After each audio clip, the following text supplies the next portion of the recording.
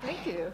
Yeah, thank you, Africa, for the warm welcome. Actually, we have to say the winners aren't announced yet. It's about to happen. Oh, heavens. I'm sorry. But we got a few teams pre-informed. Trust me, I don't know anything you don't know. I don't know who the winners are. We're all about to find out now. Great, but before we start off, we'd love to take you a bit on the journey that we all went through during the last 6 weeks, and also to share with you what part of the journey you're about to become part of it. So when we all started to think about what to do in terms of the design thinking activities at the HBI in Potsdam turning 15 years, and then celebrating the opening of this amazing building, and therefore being here, there might be people that we have left behind, as Jenny also did mention. Because that building is built for learners. It's a learning space, it's an open space. So therefore we thought in terms of filling it, we'd like to fill the time between the first event and the second event with a global design thinking challenge. A global design thinking challenge on the topic of sustainable learning. Sustainable learning in 2 ways.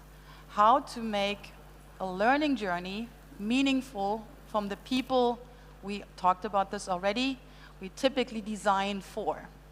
But how can we become even more powerful in terms of letting students design their ways of learning?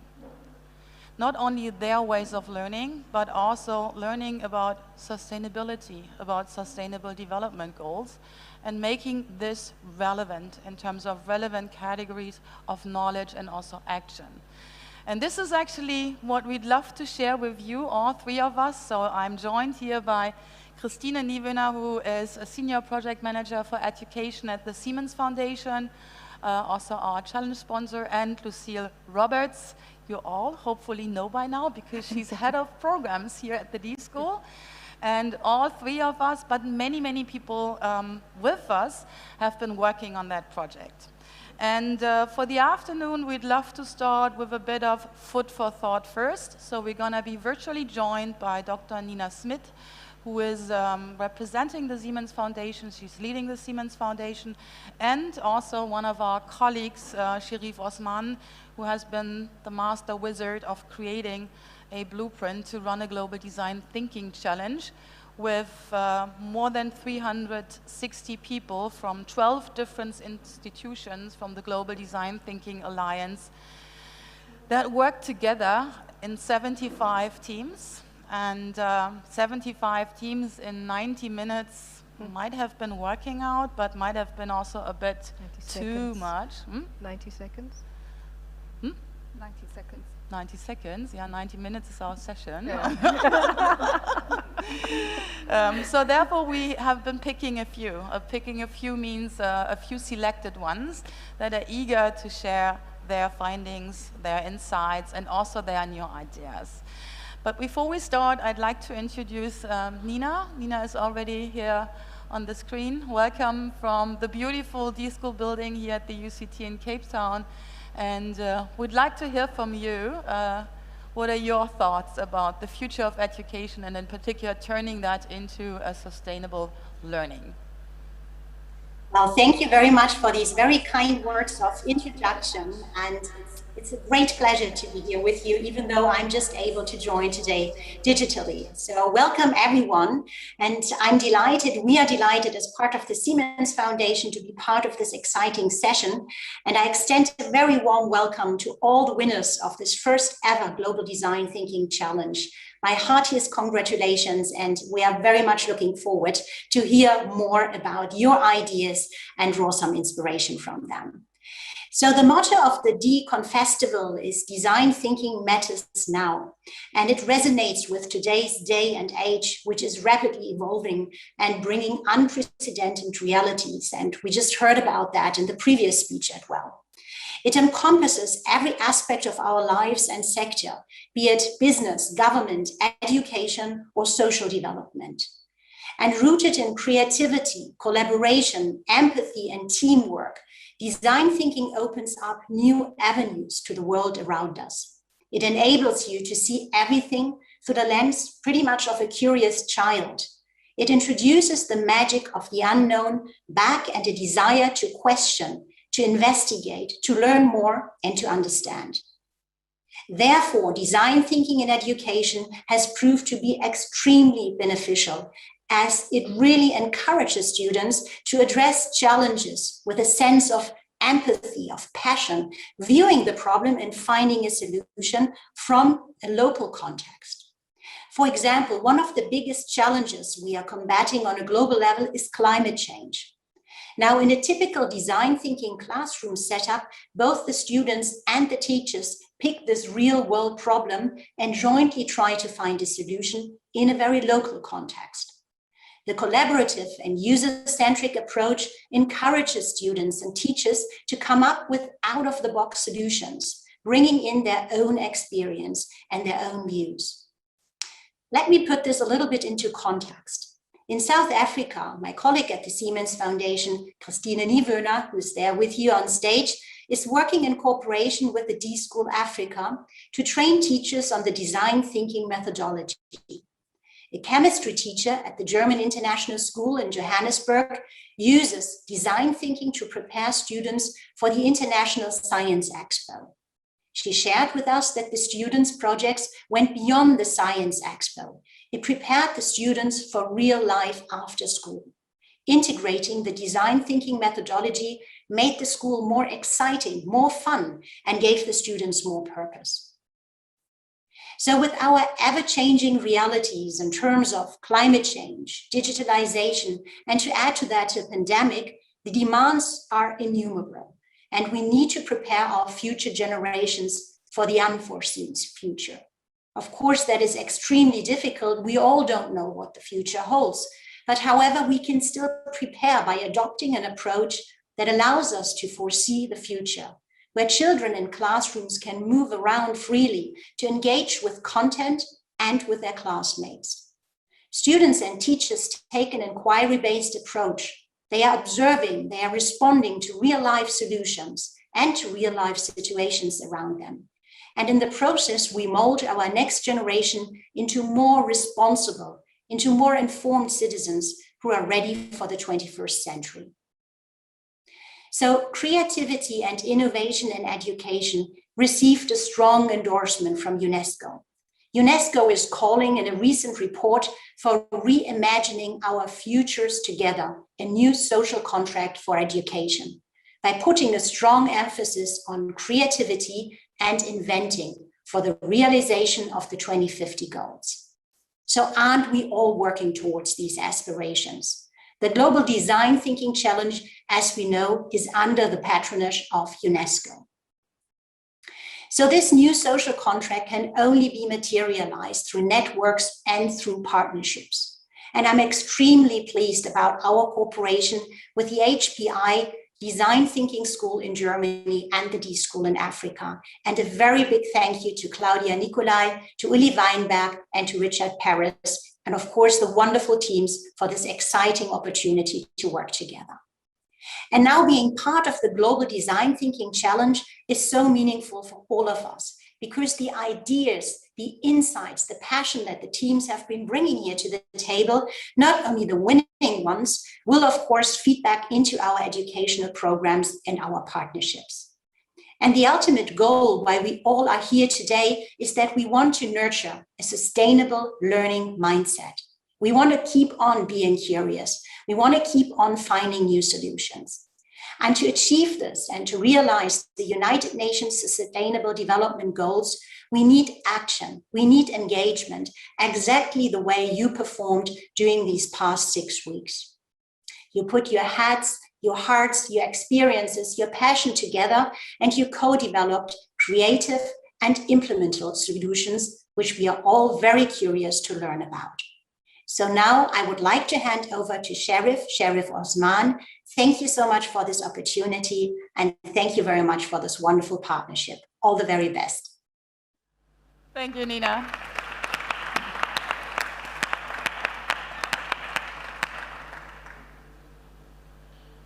right, thank you very much, Nina. And thank you, Claudia. I don't know if you can see me yet. Not yet. No. I see you have a little square where I'm supposed to be.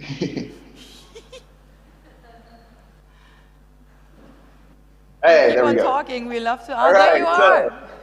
lovely to see you all. Big welcome from the middle child now, I suppose, of Mr. Hasso-Plattner, the school Potsdam, so the one that came in between both. I'm very excited to show you and present to you what we've been working on for the past period. So I'll just quickly share a little bit my screen to show some slides of what the teams have been working on, and also to explain to you what is this Global Design Thinking Challenge you've heard a lot about. So allow me to share my screen. I hope you can see that.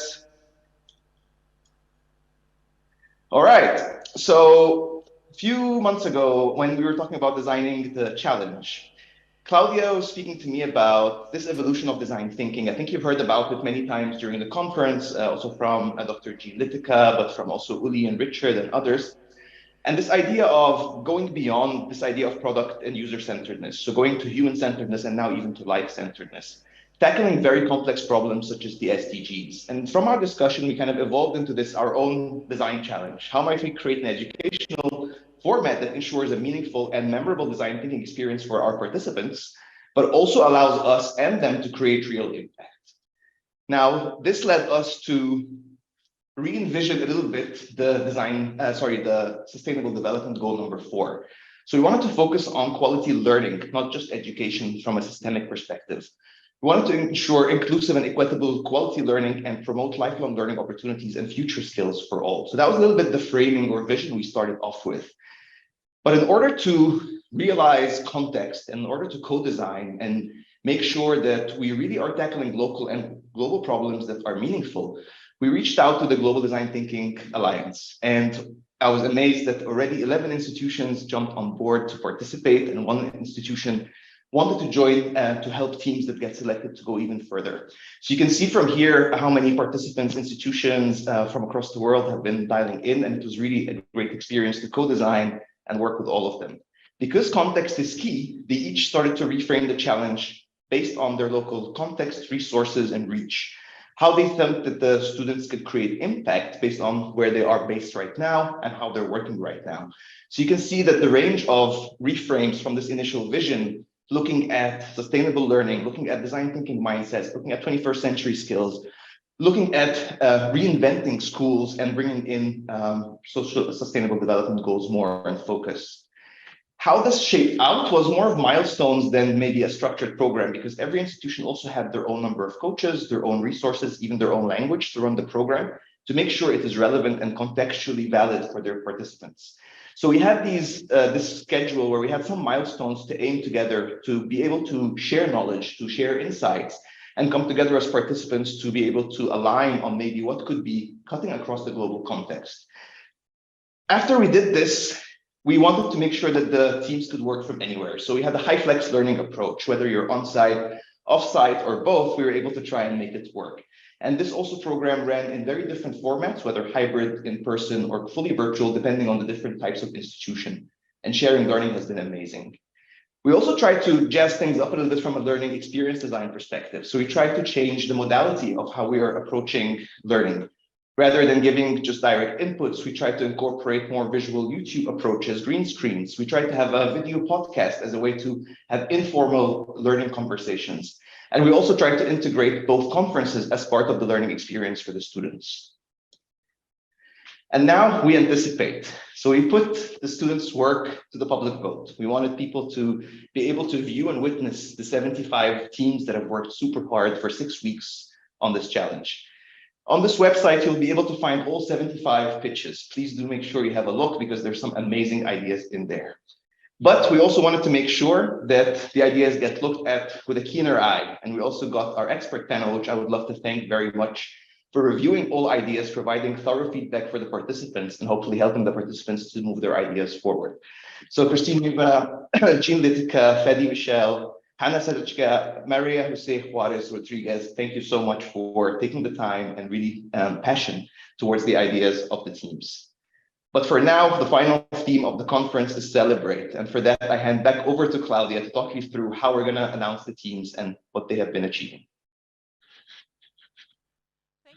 So without any further ado, I'd like to actually introduce the first category we're looking at. So whenever you do design thinking, you'd like to find solutions that not only matter, but also do fit to the context and respect this. So therefore, the first category is about the solution that got highlighted by the expert jury about local context. And I'm really happy looking a bit in that direction, Daniele, because the winning team or the highlighted team is from Brazil, from the institution ECOS, and I'd like to give a big shout out to the team Cake. They may also have been baking some cakes, but this is also the abbreviation of their solution you'll see in a moment. So it's Erika Coelho, Gunther Estebanes, Ingrid Batista, Leonardo Cruz, and Patricia Almeida. And my apologies if I have not pronounced your name properly, blame it on me. And their coach, Natalia Franson. So they're about to join us here virtually, but give them already a big round of applause, like that we have that time in between for them to get ready to present. And whenever you are, stage is yours.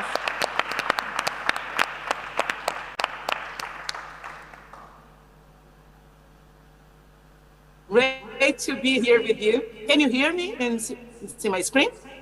We can see your screen and we can hear you. Great.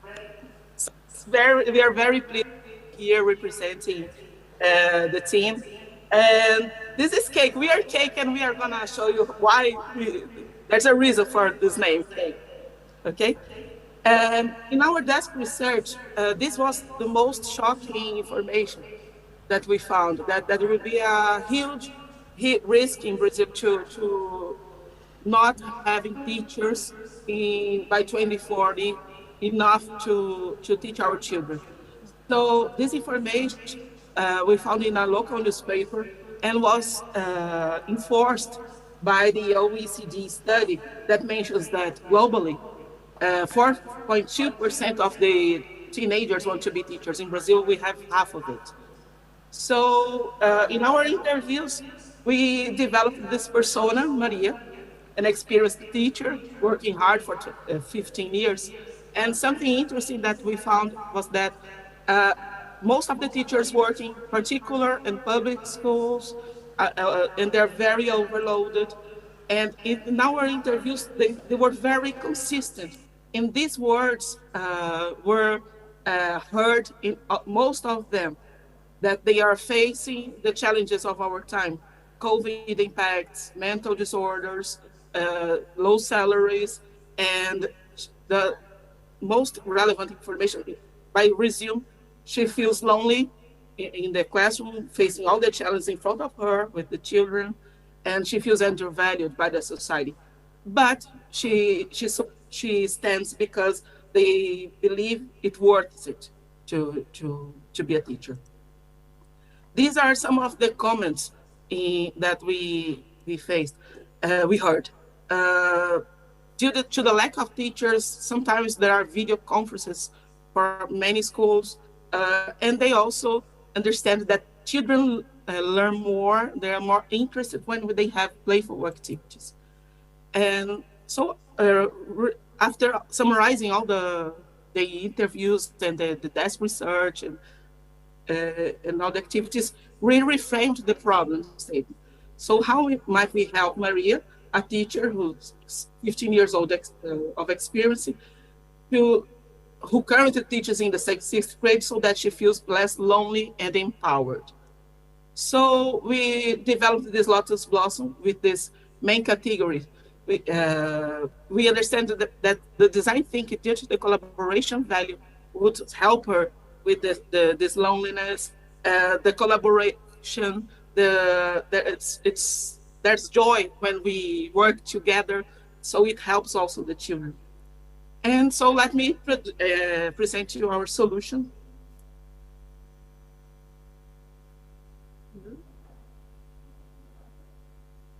Cake, a piece of cake, a knowledge and knowledge. Recent studies found that there will be a huge lack of teachers in Brazil by 2040.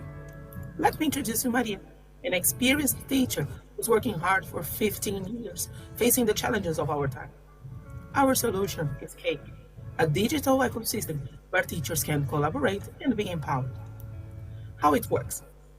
Maria met it with her colleagues at school and identified easy-to-use practices inspired by design thinking. It worked very well with her students, so she ranked the idea and was inspired to collaborate too, and also engaged in our Active Learning Methodologies Development Center. One of her ideas was well received by the community, and by the end of the year, Maria was awarded. These are cake opportunities, acknowledged and rewards for teachers and schools, templates, contents and tutorials, and collaborative teachers network support. Let's encourage our Marias together to transform the education. Thank you. So every frame in our presentation,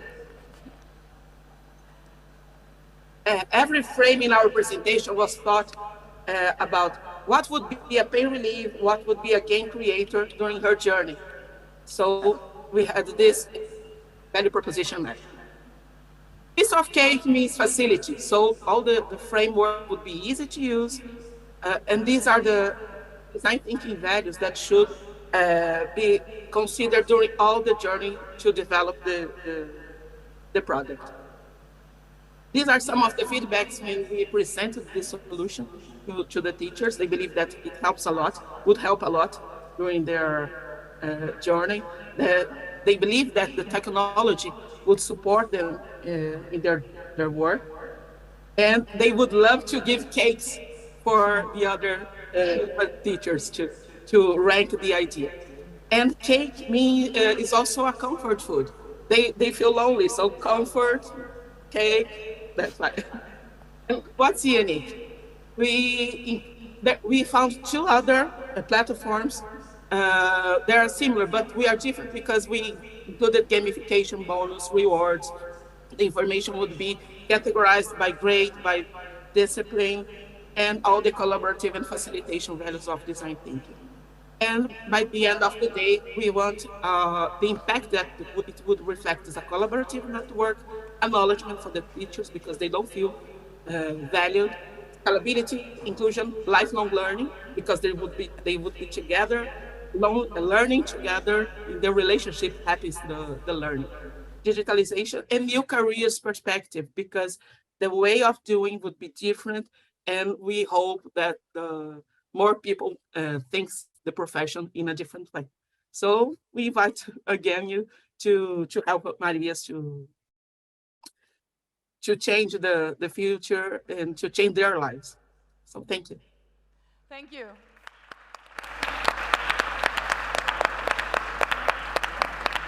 Thanks a lot to the first team, and also maybe there's time also for a few questions. The first one from my side is actually about what do you need to continue to further continue to work on your idea?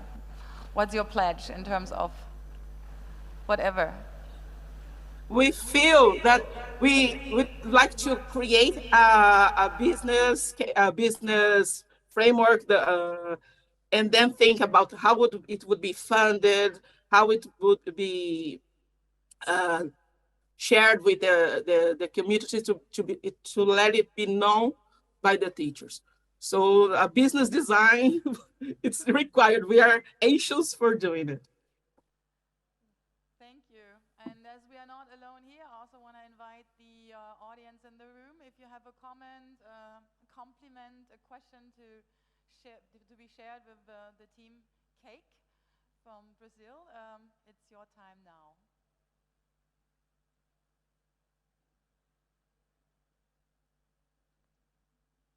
If you allow me to say something else, the colors of the cake, they are related to inclusion. These are the colors of inclusion. They are part of the sustainable goals number 4. So it's also related, comfort food and inclusion. Great. So thanks again. Big round of applause for you. You're also going to receive something, something tangible that you may witness a bit later, because we fortunately also have one team on site presenting. But before we come there, we'll have another category with another virtual team. Second category we have was about global perspective. Are there ideas out there that can be used no matter where you are in terms of local context, in terms of educational system, in terms of trying to create a form of intervention that might be then also easy to be implemented. And I'd like to give a big shout out to the team that the jury did highlight on this dimension and category. It's the team ENRE, and it consists of Sarah Hallbauer, Julia Edeleva, and Lukas Reisner, and they have been coached by a D-School combination of Anifa Niekerk and Elisabeth Höbner from the D-School in Potsdam. Give them also a big round of applause. And Team ENRE, looking forward to hear from you.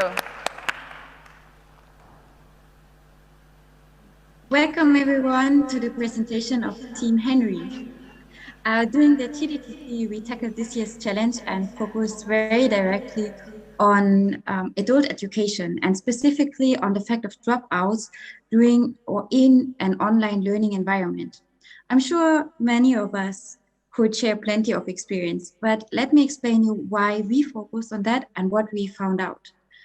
As you can see here on the timeline, the first massive open online course, so-called MOOC, was created in 2011. In 2020, that was actually a game changer, and it turned into the MOOC year. It made such a large contribution to the popularity of online learning. And so up to today, there are 59,000 online courses with a daily increasing number, and up to 220 million students have signed up ever since. But what was really concerning us, the number of MOOCs is increasing, but 40 to 80% of all learners don't complete the courses and drop out. So this is very alarming. The number of dropouts is just so huge. So we were absolutely curious about it and why so many people drop out. And according to our research, some of the reasons are that especially during the online environment, it can be very, very unengaging and disconnecting. And educational material is difficult to handle if there is no timely feedback. And also the lack of connection between teachers and learners can lead to dropouts.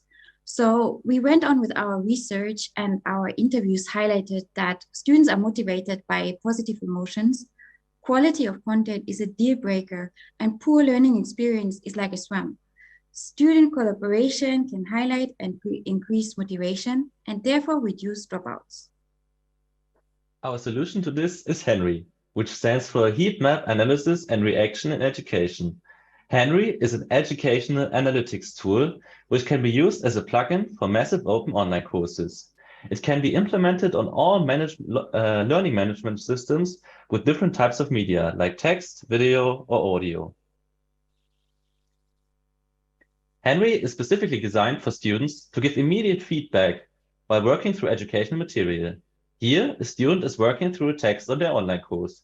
If a problem arises, or the student wants to leave feedback with their teacher, they can do so by highlighting individual sentences or paragraphs in the text.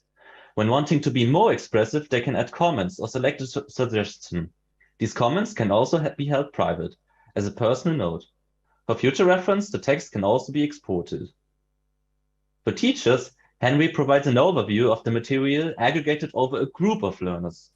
Feedback from all of the students can be visualized in form of a heat map. Darker areas mean that students have more problems with these areas of text.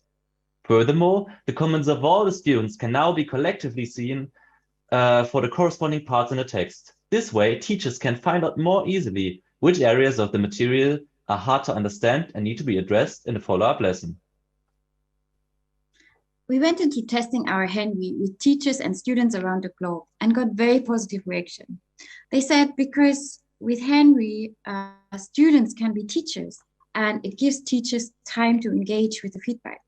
And we also heard that with Henry, we hit the nail on the head. Henry is powerful as it is in line with modern pedagogy concepts. Modern pedagogy rests on two pillars, belonging and transformation. In terms of belonging, Henry creates or starts creating the learning community. That is a more positive and more fruitful learning environment. And in terms of transformation, it allows to establish a zone of intelligibility and safety for the instruction to operate on and the learning content to become more accessible. Thus, Henry provides teachers with live feedback from their learners, and they can change material and presentation accordingly to ensure a better learning experience for the learners. And students can communicate with their teachers and classmates. They feel more empowered in their learning journey. If Henry is implemented on learning management systems across academic institutions, students and teachers are likely to have a more positive experience. The dropout rates would decrease, and online learning could become more sustainable, resulting in global impact. Thank you, and we are ready to take your questions. Thank you.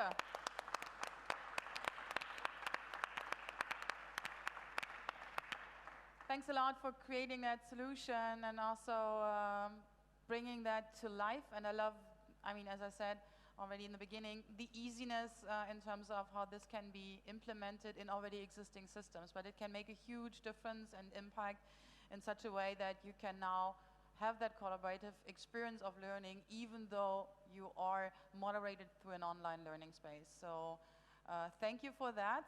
And again, open shout out to comments, questions from here to actually Potsdam, Germany.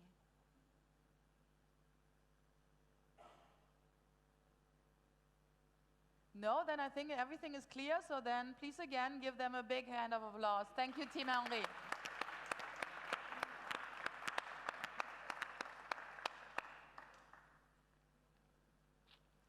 So I'm going to be introducing the Impact Potential Award. And to start off, I'd like to give the definition of impact according to the United Nations. Impact implies changes in people's lives.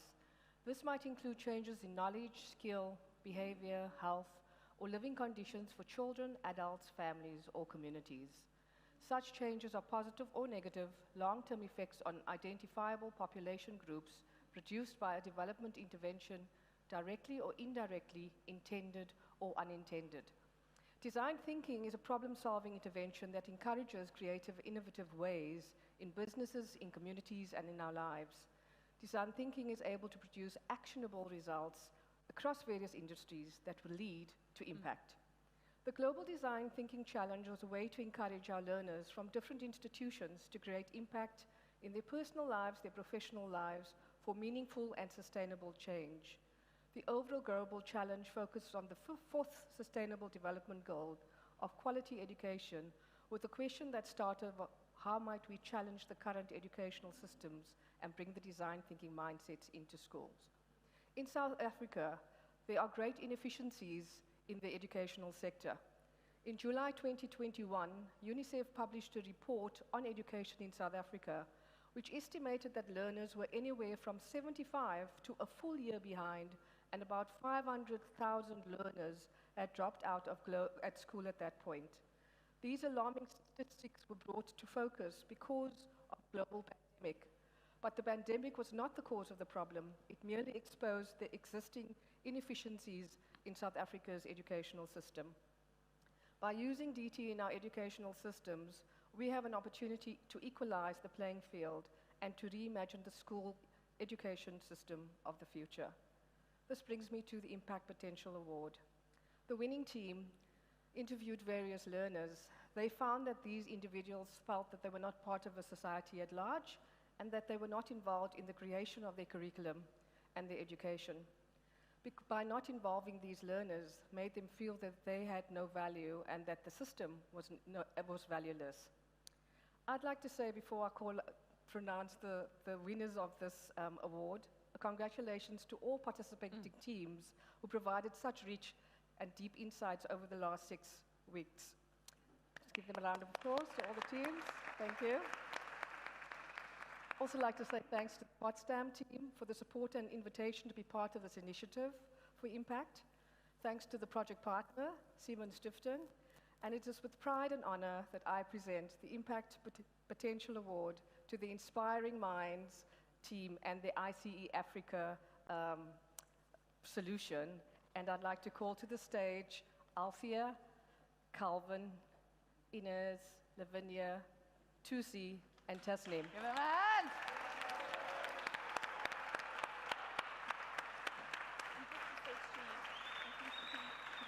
You have to.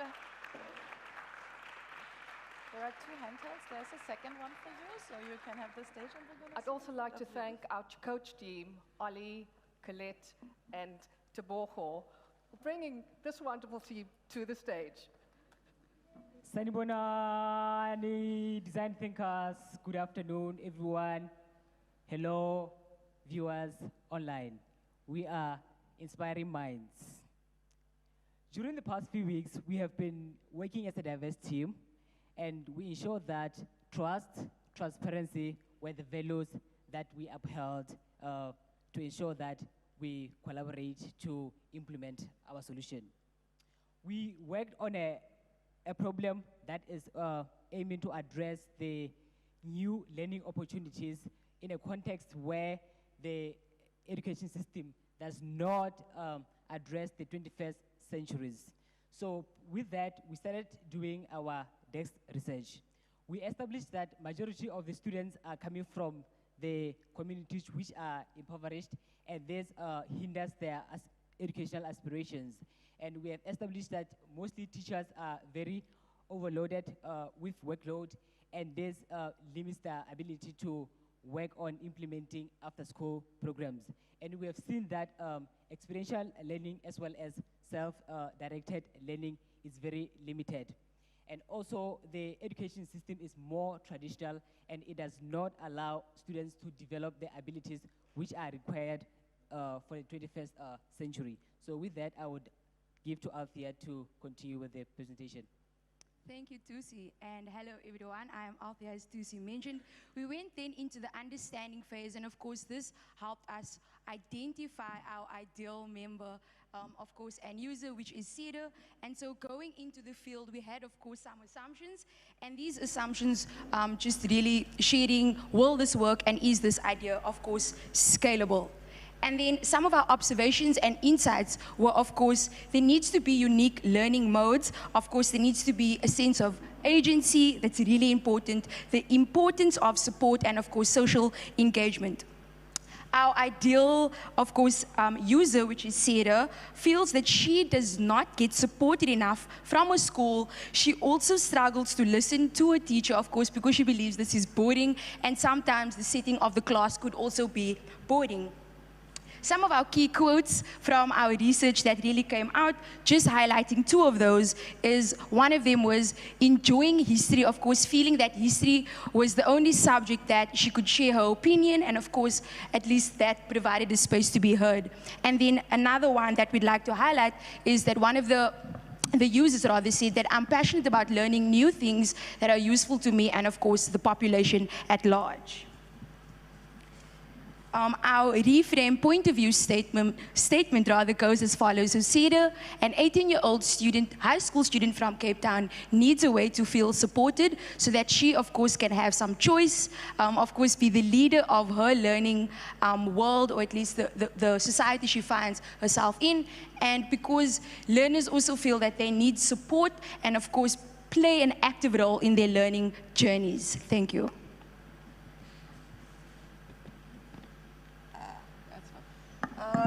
Hi, everyone. Yeah, just before I take you into our actual idea, it was quite a process for us. We did a lot of testing and prototyping and getting feedback and integrating that into our idea, and we went on quite a journey together. So that brings us to our actual idea, and we were solving for Sarah, who's our user, who's a high school learner. And like we already mentioned, Sarah was feeling disconnected, like she wasn't part of society, and that she was not playing a role in society or doing something that was bigger than herself. This brings us to our initiative, which is called ICE, I for Ignite, C for Create, and E for Equip. Basically, it's a learner-led program that allows learners to engage with local issues and issues that they're passionate about. together with communities. So the idea is for learners to work with communities to solve local issues together. And the tool that we're using to do this is a systems practice tool. We felt that it gives our idea a bit more structure and takes Sarah from one point to the end. Just to take you through our journey really quickly, we started with ICE, with introducing the idea to learners going out into school, basically an advert for ICE. Learners opted to sign up, so they chose to be there. We introduced them to this idea of systems thinking and practice and navigating complexity, the SDGs, and basically we were trying to prepare them for the actual journey that they're about to go on. So then the idea would be that there will be a physical ICE hub where learners would come together and meet each other in a safe space that allowed them to flourish. They would again choose an idea that they were passionate about and work on it together, and then find teams and have a shared passion so they could work on something. They would then engage with the community via various connections like NGOs, and start to unpack the issue that they chose together with the community, because we believe that the community are experts and they're the ones going through these issues. So they would collect info, they would learn from each other, they would take the complexity and make some sense of it, so to move from complexity to clarity together, and then we would encourage them to be creative and express their idea in however they wanted to. It could be a play or any sort of expression. By the end, we hope that both the learners and the community have a shared understanding of the problem, and then we would have our ICE graduate. Yeah, so I mean, I've taken you through the journey. It's a journey from exploring an issue and telling a story and learning and growing. I think the thing that stood out for us is that we wanted to, more than just imagination, we wanted to cultivate a sense of moral imagination, and I think that's a good quote, is to have the humility to see the world as it is, and the audacity to imagine what it could be.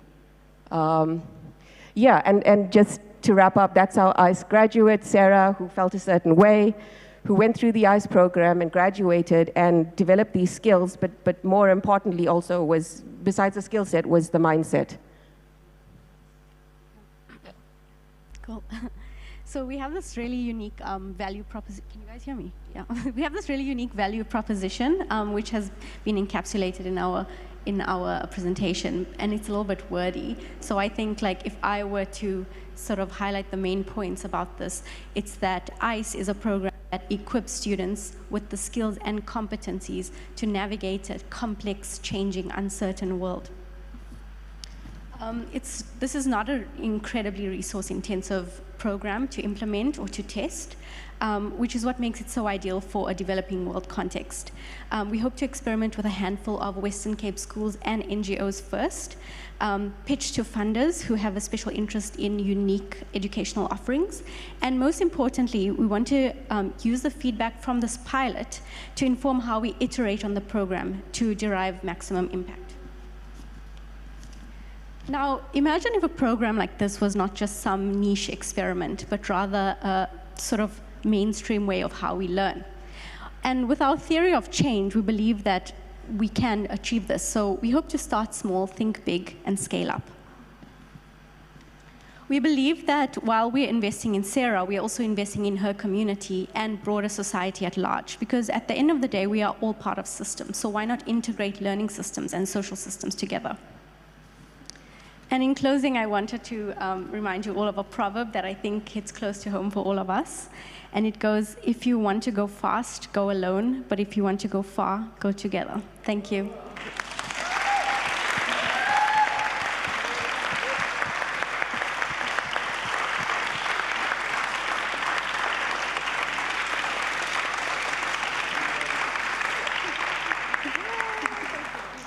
Questions?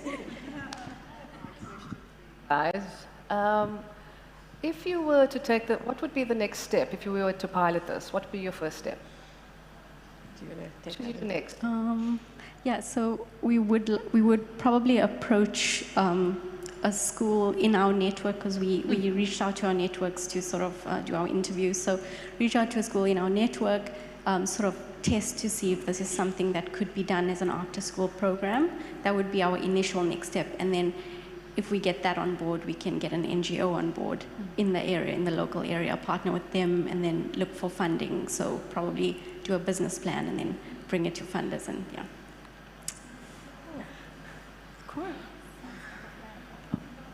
Yes, please. Maybe I'm just gonna steal one mic of yours. And then...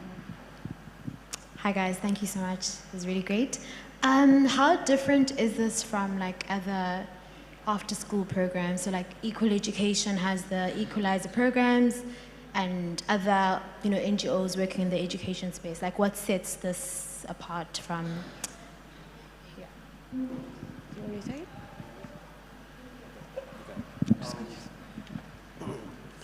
Hello.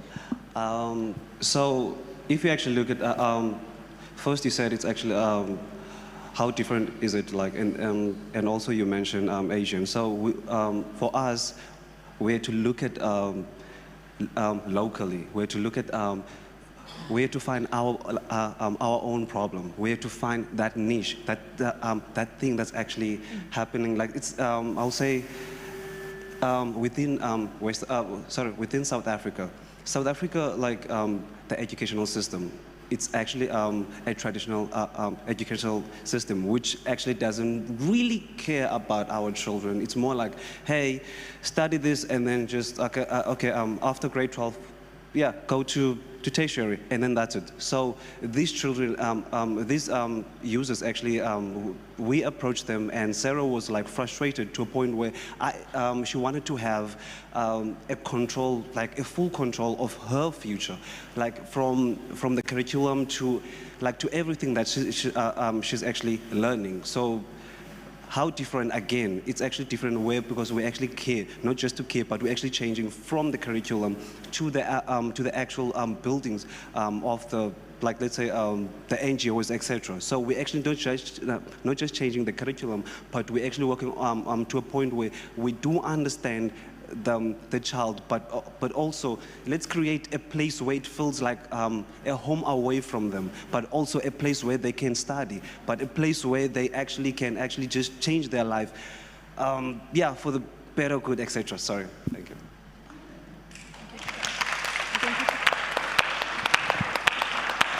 Hi, just to add to that as well. So this program is more like the student is engaging with other students to solve the community problems. So there is no structure where they go in and this is what needs to be done. They actually read through their learning journey, if that makes sense.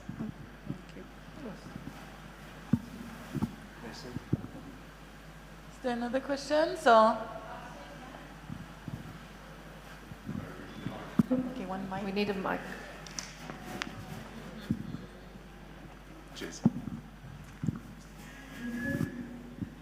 Well done, guys. This is very inspirational and amazing to see something so beautiful coming from so diverse young people. This question is maybe more it's individualistic, but also maybe as a group. Why are you creative?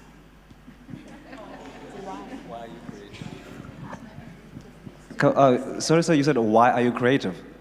Why am I creative? Why am I creative? I'm creative. One, I love being creative. Why I love being creative? Because like it's a beautiful gift. Why am I being creative? I'm creative. Sorry. I'm creative because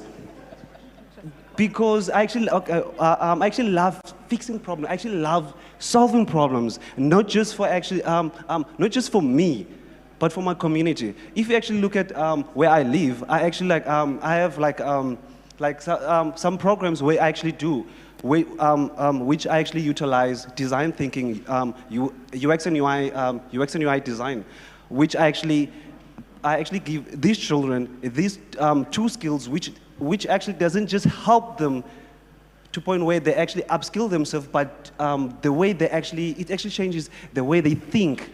It's more like design thinking actually helps them to just to put like a different lens into their lives.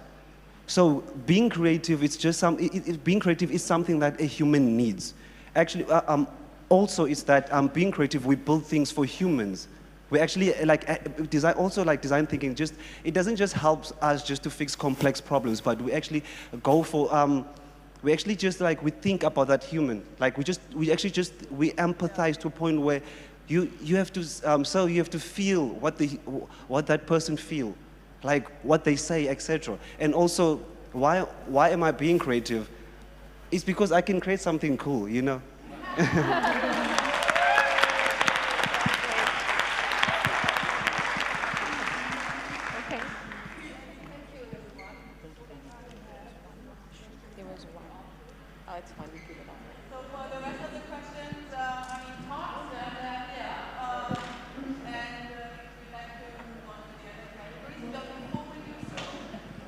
So I'd like to just give you all a little gift for your hard work and for coming up with such a brilliant solution.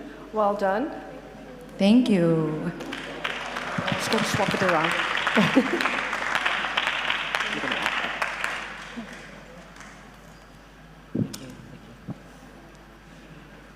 Because you are creative.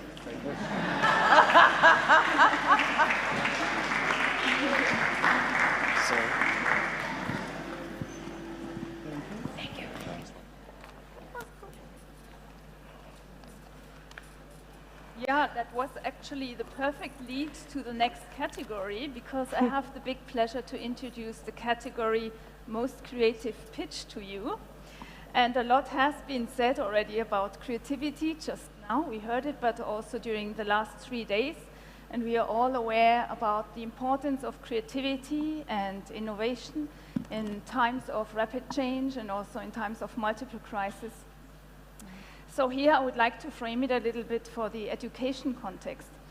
Together with collaboration, communication, critical thinking, creativity is known as one of the 4 C's that is one of the future skills that prepares young learners for complex times, for an unknown future.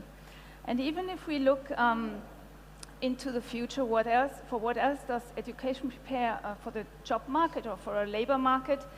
Creativity is meanwhile rated as a top skill. We almost have to let this melt on our tongue. It is not anymore a soft skill. It is rated among international employers when it comes to recruiting for new employers as one of the top skills in the international context. And this is stated by the World Economic Forum. I think this is pretty impressive. So we might ask ourselves, so how do we become creative then, and how can school help for that?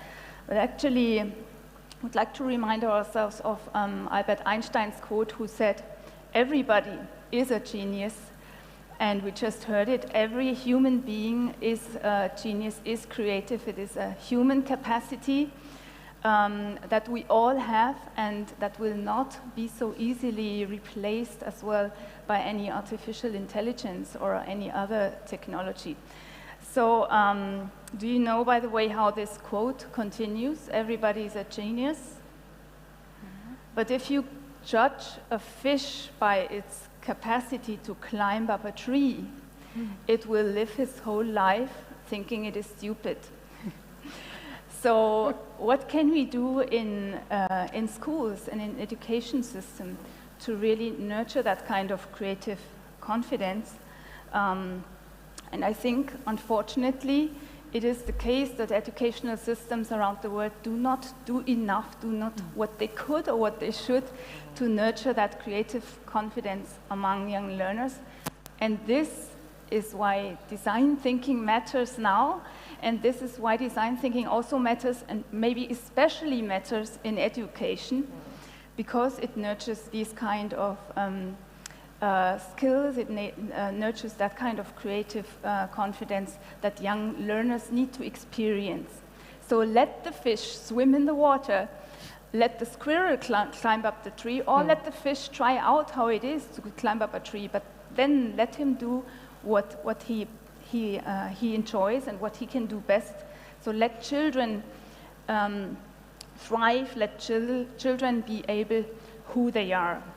So how did we understand the category creative pitch for this Global Design Thinking Challenge? We mainly addressed the originality. We mainly addressed the uniqueness of the idea, also the impactful expression of the imagination of the team. And sometimes creativity can also mean reframing known objects and putting them into a different context. And this is what the solution we are going to present now did actually. And a solution, by the way, that has been presented also in a very creative way. So the winner team for the category Most Creative Pitch is Flourishing Seeds from HBID School in Potsdam and their solution, School in a Box. Big shout to them.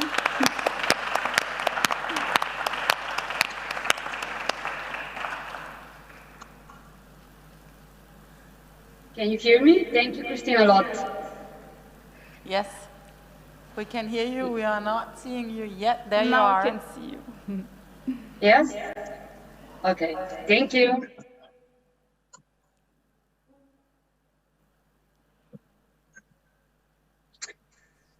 The world is changing in a fast way, dramatically. Those changes also hurt, especially for those who lost their home, stability, and relatedness. Education must be available to everyone, and digitalization is just a great way to ensure we all have the same access, right? But it doesn't work like that. We offer too much content to some kids, but that confuses them and make it hard and complicated to make their own decisions. Some other kids still don't have any access to all of that great digital content. Children need real support to adapt to the changing world and to find their purpose in it. What is it? School in a box? Yes, this is School in a Box. This school is easy to transport because of its container-based structure, so it can be put into various spaces, especially in rural areas. School in a Box is equipped with an own sustainable energy cycle, so it's not dependent on the surrounding energy system. Solar panels are a part of a container. Students can learn how to operate a solar panel attached to the school. Let's have a look inside. You can observe adjustable environment with multifunctional and mobile furniture. On the tables, you can see support buttons. We will describe two functions of it. One of the functions is to study alone when a student needs some time to focus. Inside the containers, there is an isolated space, something like a call box in the office, where a student can concentrate. Moreover, another function of the button allows to give a signal to others that the student feels overwhelmed and needs time to relax. School in a Box has areas for taking a quick nap in a comfy space. So what else is happening there? School in a Box has its independent building and curriculum. The used content is curated by researchers. It focuses on the development of future skills like problem solving, team building, or media literacy.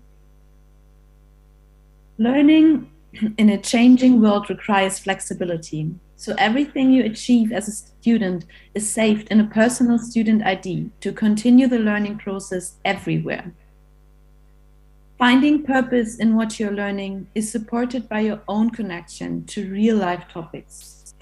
Self and group reflection are an important part of this curriculum.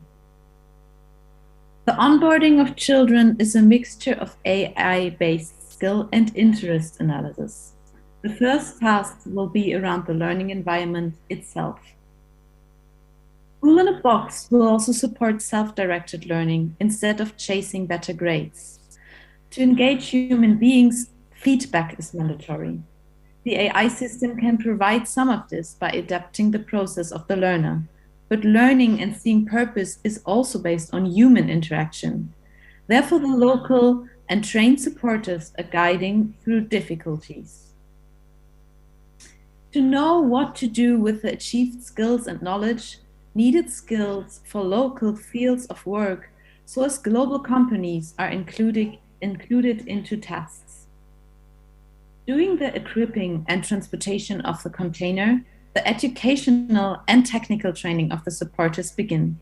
They will be guided during the first month of practicing to implement project-based learning and a trustful learning environment. Now you might ask yourself, who pays for all of this? So here you can see some of the stakeholders we envisioned could be helpful for our idea. So companies, they will fund our idea as they need educated people in the future for their workforces. Countries want to fund it as they are facing an educational crisis at the moment. And also NGOs will be interested in it as they will want to help establish quality education globally. So right now, there are 258 million kids without school in the world. And at the same time, 17 million containers are in circulation globally. So if you can just imagine, if each container would host a class of 15 children, we could solve this issue today. So yes, the world is changing in a fast way, dramatically, but we can learn how to deal with it. Thank you. Thank you. Thank you. Thank you.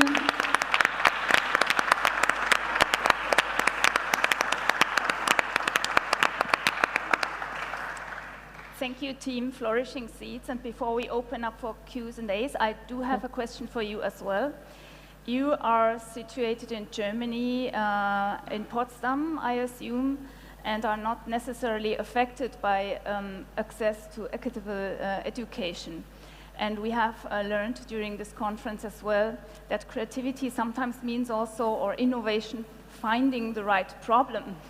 So how did you actually find your problem?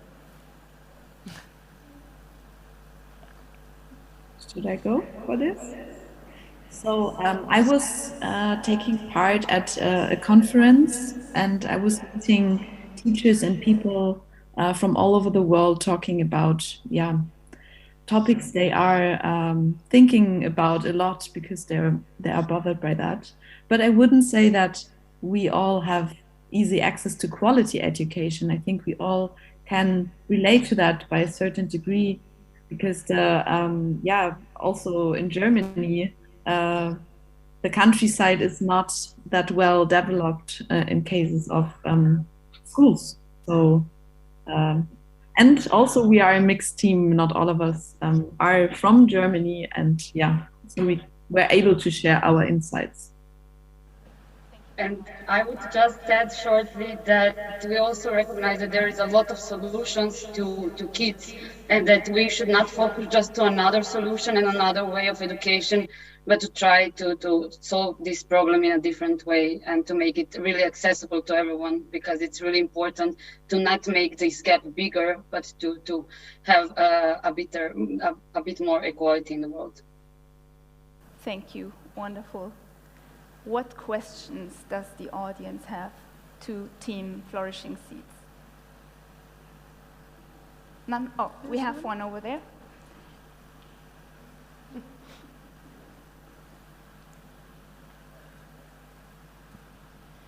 Thank you, guys. Well done. That was a very good pitch. I just wanted to ask. So it's quite a fund-intensive project, because you want, like, you have to fit everything in, and you have to kit the boxes out and everything. So I just wanted to know, how are you going to transport these boxes? Yeah, maybe I can go with this one. So, like, if we want to transport them worldwide, we can definitely use ships as they are used for containers anyway, and they are already pretty sustainable compared to other transport vehicles. And if we want to transport them locally within a country, for example, we were thinking of using electric trucks or something like that, so we can really be sustainable in the transporting of it, even though they are very heavy and quite large as well. Hope this answers the question. Any other questions right now? If not, yes. Oh. Thank you so much, Flourishing Flowers, Seeds. I really enjoyed your presentation. I think it's very innovative. I particularly like that you are adapting the curriculum to the interest of the needs. So it's not the school, the child adapting to the school, but the school adapting to the learner. I really appreciate that. So what my question is this AI that you're talking about. Do you intend to develop this AI that can adapt the curriculum around the learner's needs? Or if not, what examples have you discovered where you see this, where there's an adaptive AI for curriculum?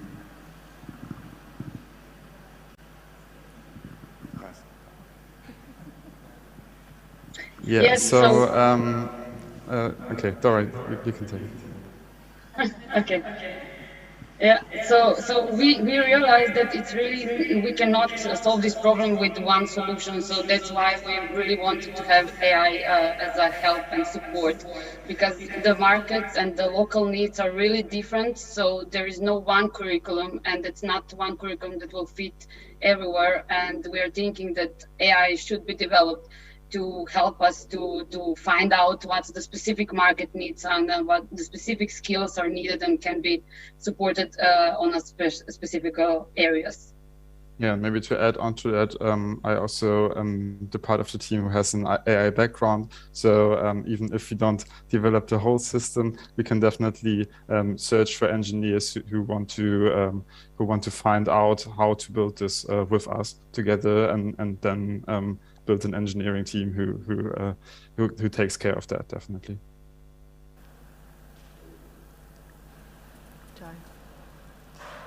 No more questions at the moment. Otherwise, there is always later the possibility to connect with Flourishing Seeds. So thank you so much, Team Flourishing Seeds, and congratulations.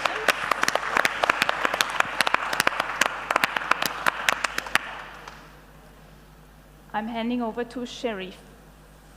Thank you. So yeah, so now I think we've had a little bit of intro to the global solution, global innovations, local solutions, creative pitches, and highest potential of impact. But one of the things that we also are very careful to make sure we always include is the stakeholders, right? The people we're hopefully designing for. And with this being such a global wide casting problem, I think we've all experienced it on many different levels. And part of the really inspiring learnings throughout this whole 6 weeks was, even though we feel that some of these problems are so specific to our context, there's so many of them that are cutting across and we're all resonating with. So we have a few sharings from across different institutions, and people found very much synergy in what's been going on. So we also wanted, other than the experts looking at the ideas and looking at them from this lens of category, we wanted to also try and understand what the public thinks of some of these. So we created this website that I showed you earlier. I don't know if you can see my screen. I'm trying to share it right now. And once we asked the students to submit, we had 75 submissions overall. 128,000, almost 129,000 views of the platform, and over 29,000 votes overall for the ideas, which was a little bit for me, but it was amazing to see that really people are creating impact, and people are interested in this impact and would like to maybe upvote these ideas to help see them realized. So the winner from this public vote category, with over 7,000 votes for their idea, allow me to welcome Team SNS Synergy with Soran, Khoshofe, Sunjashan, and Sam. So please give them a round warm of applause while they present their ideas. And in between, we just want to let you know, first of all, these were only like the voting time was only 3 days. That was all. So it's not like massively long. And plus, I also want to highlight that we also have SNS India represented here. So please also give them a warm welcome. And now to your team. We're excited.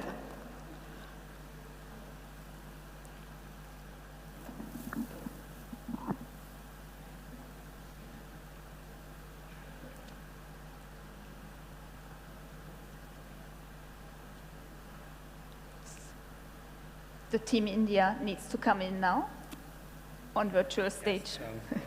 Yeah. Hello? Hello. Yes. Yes. Warm greetings to all and all present here. I feel honored to be a part of this DCon Festival virtually. This is Team Synergy from India, representing SNS institutions, the first Indian institution to implement design thinking framework and patent it in all its 10 institutions. And please allow me to share our video pitch and let's go.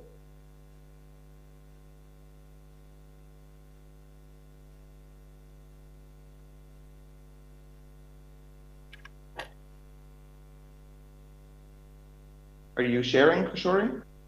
Yes, it's on the way, sir. Let's go. With the most famous problem statement, after various empathizing section, we made out to find the root cause of the problem. So here is our prototype. The very special feature of our timeline is that all the chapters, all the lessons, all the subjects you're going to learn is what you choose. Yes, the complete syllabus will be elective from the second year till the fourth year. During the first year, the complete educational stream will be towards engineering basics. And for the first semester, we'll be learning the design thinking and the creative thinking so that the student's mindset will be built up. And during the second semester, they will be asked to work on a project based on the things which they have learned during the engineering basic system. During the second year, they will be completely focused on the goal. If you are towards technology like artificial intelligence, you will be towards artificial intelligence. If you are towards IoT, you will be towards IoT. Likewise, the core syllabus will be taught from second year to fourth year. And during the third semester, we will be completely working on the analysis skills. It includes all the social responsibility analysis, market analysis, and all kind of analysis. And during the fourth semester, we will be asked to work on the project and also on internship that which focuses on the goal. During the third year, we will be working towards our startup.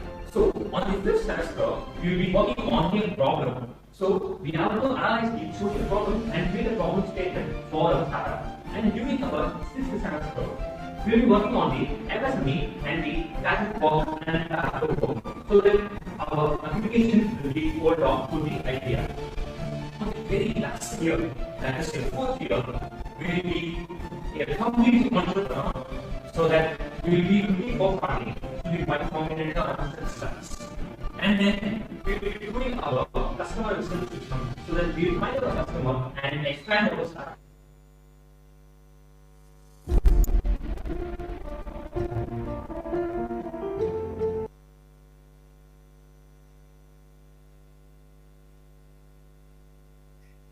Hope you liked our pitch, everyone.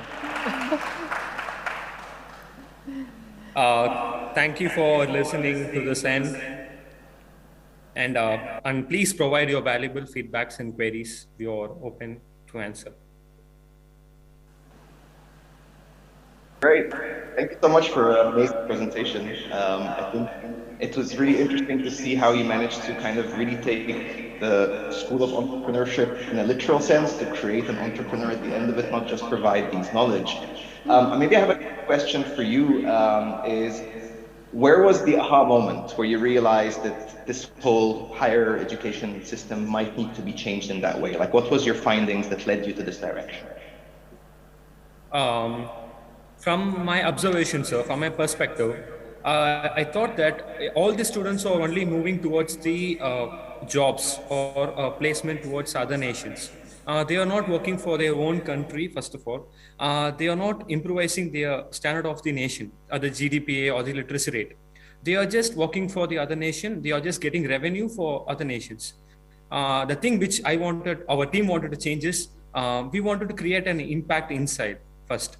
So that I thought this entrepreneurship will definitely create an impact in the GDP, literacy rate, and will definitely create a number of job opportunities to the people around the nation. Thanks for a great answer. And maybe just to check if there's any questions or comments from the crowd at DCon.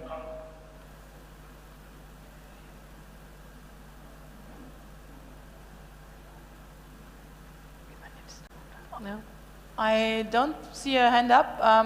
but we also, I don't know, it was a bit difficult for the audio to follow up with that one. So I think there'll definitely gonna come up more questions if everybody also had the chance to, again, go to global-design-thinking-challenge.com and also to look for that video, but also for all the others from this really massive global creative challenge that we did run together. Yeah, so maybe before we start to wrap up a little bit, maybe a big applause for all the teams involved, for all the amazing work they've been putting in.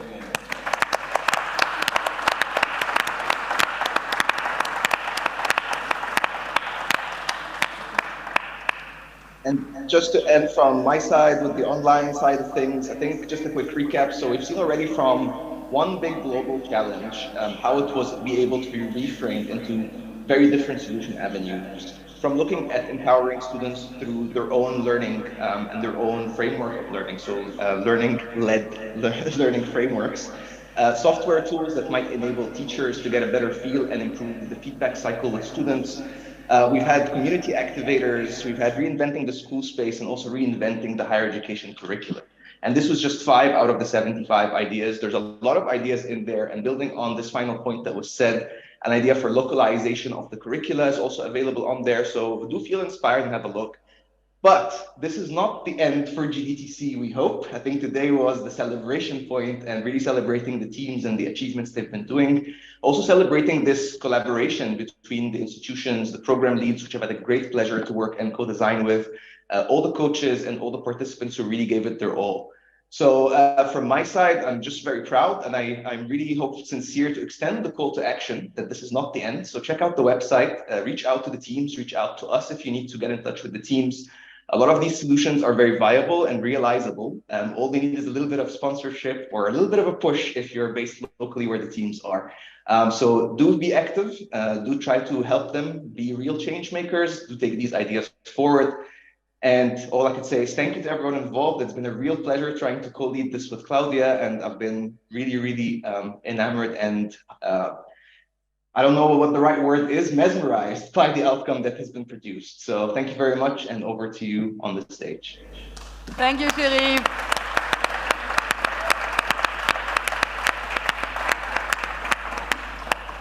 Yeah, so maybe also from our side, my side, I can take over, and then maybe you'd like to also share with you. This was for me, first of all, an amazing experience, also an amazing experiment. We have never done this. We have, in the past, of course, everyone at their own institutions have been running their programs. We know each other, we share our curriculum, so we have that approach of open educational resources, but we never did dare, so including India, including also our colleagues from Chile, from Ecuador, from Mexico, from the Ukraine, by the way. There were also teams from the Ukraine working with us to really do something together. And that togetherness for me, not only amongst us, as also joint coaches teams from, for example, die school here and also the one in Germany, was really, really enriching and also felt for me powerful, because this is what we want to do, I think. Give people the opportunity to learn and explore and be creative.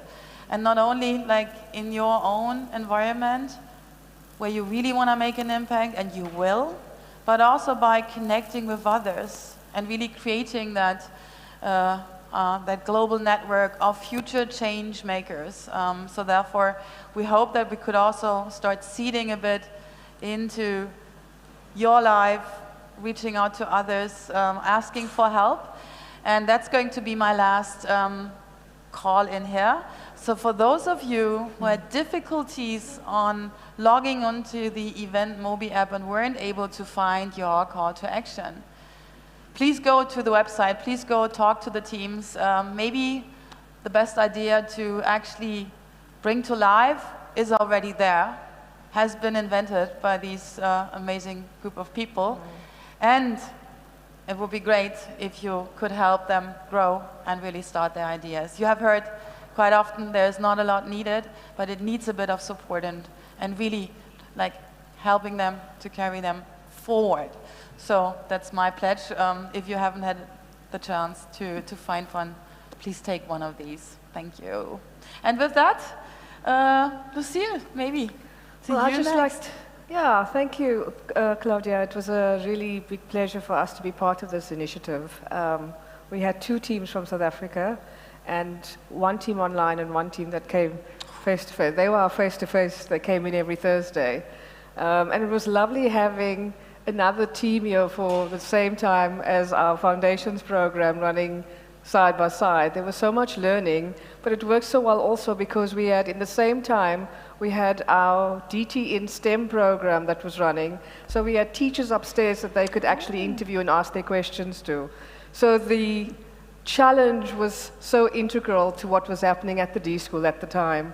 And so it was bigger than just one program. It really was about the impact of so many stakeholders in the system and in this place. So thank you very much. We thoroughly enjoyed it. I'm gonna take over. Yeah.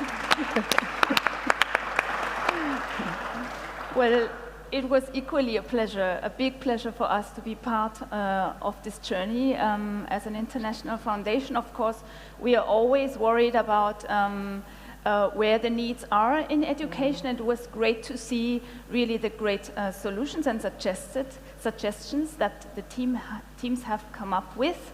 So I've seen all the 70 videos as part of the expert panel, but it is mainly also a statement of the needs where the different education systems in the world are currently. So it's almost like a great database of knowledge, because the teams did their research properly, they did it well, so we really can see where the education systems are currently, and they do not address student agency well enough, they do not address teacher agency well enough. So it is both really get some insights or some ideas on potential solutions, but also to see where the current needs are. What's a great insight.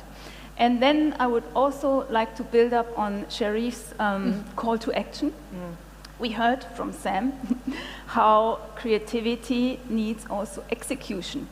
So here we have some really great creative solutions, but help them to execute. So for example, any shipping companies out there who have leftover containers, please contact Team Flourishing Seeds and make their idea happen. Yeah, make their dream come true. Thank you everyone for your participation, also to those who did their voting on the solutions last weekend. Thank you. Thank you.